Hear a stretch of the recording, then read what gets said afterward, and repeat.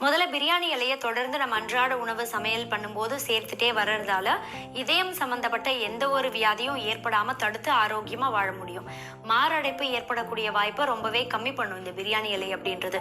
இந்த இலை எப்படி இப்படி செய்யுதுன்னு கேட்டிங்கன்னா, ரொம்ப முக்கியமான கெஃபிக் ஆசிட் அப்படின்ற ஒரு அமிலம் பிரியாணி இலையில அதிகமாகவே இருக்கு. இயற்கையான முறையில் அமைந்திருக்கு.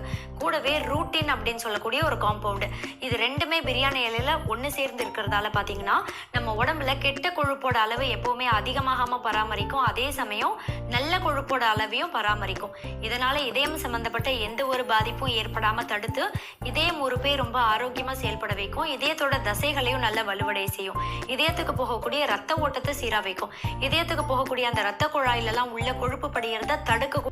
எல்லாரும் பிரியாணி இலையை சாப்பாட்டில் கொஞ்சம் கொஞ்சம் சேர்த்துக்கோங்க.